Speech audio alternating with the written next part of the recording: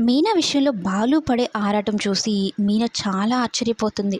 ఏంటి, మా ఆయనే నా మీద ఇంత ప్రేమ చూపిస్తున్నాడు, ఒక చిన్న దెబ్బ తగిలితేనే తట్టుకోలేకపోతున్నాడు, విలవిలలాడిపోతున్నాడు అంటూ ఆశ్చర్యపోతుంది.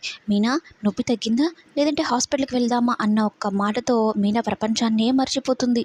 ఇక మీనాని ఎలాగోలా ఇంటికైతే తీసుకుని వస్తాడు. పర్లేదా నొప్పి అంటూ, నువ్వు లోపలికి వెళ్తావా, నేను మా ఫ్రెండ్కి బైక్ ఇచ్చేసి వస్తాను అంటే వెళ్తానని చెప్తుంది. ఇక మీనా ఒక్క అడుగు కూడా వేయలేకపోతే, అమ్మ పల్నాటి నాగమ్మ, ఒక్క అడుగు కూడా పెట్టలేకపోతున్నావు, నేను పీటీ ఉషాలాగా పరిగిస్తాను అని చెప్తున్నావు అంటే, అన్ని మాటలు నేను ఎక్కడన్నాను అంటే, నువ్వు అనక్కర్లేదు బేబీ, ఒక్క చూపుతో చూస్తే చాలు ఎన్ని ఎత్తుక్కోవచ్చు అనేది చెప్పి మీనాని ఎత్తుకొని ఇంట్లోకైతే తీసుకుని వెళ్తూ ఉంటాడు.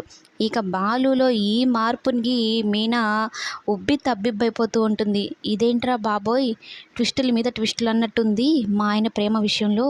ఇదంతా ప్రేమేనా, ఇదంతా నిజమేనా, స్వామి వేణుగోపాల స్వామి, నా మొర అప్పుడే ఆలకించావా అన్నట్టు మీనా అనుకుంటూ ఉంటుంది. ఇంకేముంది, సార్ కళ్ళల్లో కళ్ళు పెట్టి మీనా వైపు చూస్తూ మీనాని ఎత్తుకొని అట్లా ఇంట్లోకి వెళ్తూ ఉంటే ఇక షీలా డార్లింగ్ చూస్తుంది ఆ దృశ్యాన్ని.